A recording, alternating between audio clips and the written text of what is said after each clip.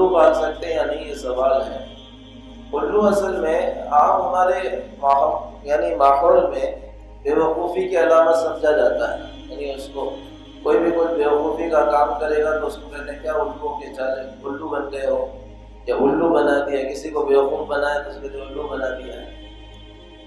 تو سب سے پہلی بنیادی بات تو یہ ہے کہ عرب کے معاشرے میں الوؤں کے تعلق سے ایک عقیدہ یہ بھی تھا کہ کوئی شخص اگر مار دیا جاتا ہے، قتل کر دیا جاتا ہے اور اس کے قتل کا بدلہ نہیں لیا جاتا تو اس کی روح الو کی شکل میں مقتول کے گھر کے ارد گرد گھومتی رہتی ہے۔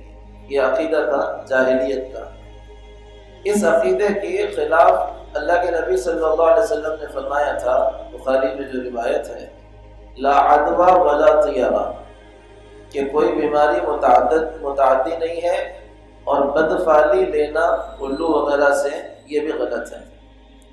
الو کو بدفعلی کا عنوان سمجھا جاتا تھا جاہلی معاشرے میں، اور آج کل بھی جہاں جہالت زیادہ ہے اس کو الو سے بدفعلی لیتے ہیں۔ تو ایک بنیادی بات سمجھیں شریعت کی کہ اسلام میں نیک فعل لینے کی اجازت ہے، کسی چیز سے اچھا فعل لینا اس کی اجازت ہے، لیکن برا بدفعلی لینے کی اجازت نہیں ہے۔ اللہ کے نبی صلی اللہ علیہ وسلم کا مزاج تھا کہ حضور چیزوں سے اچھے فعل لیتے تھے، نیک فعل لیتے تھے۔ جیسے اللہ کے نبی صلی اللہ علیہ وسلم ہجرت کے لیے جب جا رہے تھے تو ڈاکو حضور کے سامنے آ گئے۔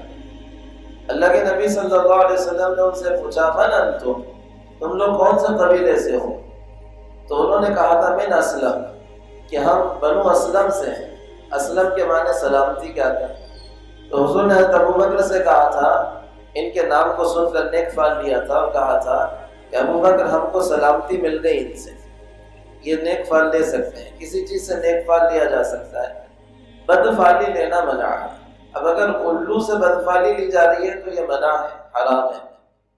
اور فی نفسی ہی الو یا اور کسی پرندے کو پالنا شریعت میں جائز ہے۔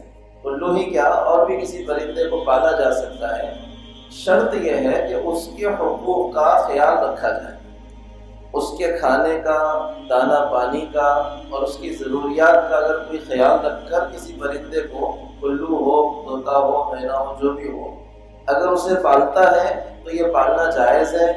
صحابہ سے پرندوں کا پالنا ثابت ہے۔ صحابہ ایک ابو عمیر تھے، عمیر انس رضی اللہ عنہ کے بھائی تھے، انہوں نے کبوتر یا فاختہ پالی ہوئی تھی، اس کے ساتھ ان کا بہت لگاؤ تھا، وہ اس کے ساتھ ہمیشہ رہتے تھے۔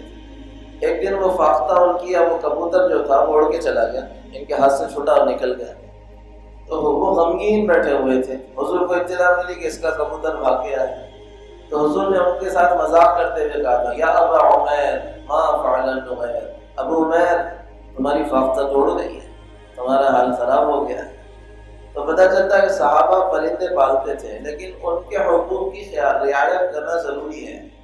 اس لیے حدیث میں آتا ہے کہ ایک خاتون نے، حضور نے فرمایا، بخاری میں روایت ہے کہ ایک خاتون صرف اس وجہ سے جہنم میں گئی کہ اس نے بلی کو پالا ہوا تھا، نہ اس کو کھانا دیتی تھی، نہ رسی چھوڑتی تھی کہ وہ خود اپنی ضرورت کو پورا کر لے، اس کو تکلیف دینے پر اللہ نے اسے جہنم میں پہنچا دیا۔ اس لیے پرندے پال سکتے ہیں چاہے وہ ہی کیوں نہ ہو، لیکن ان کے حقوق اور ان کی ضروریات کا خیال کرتے ہوئے انہیں پالنا چاہیے۔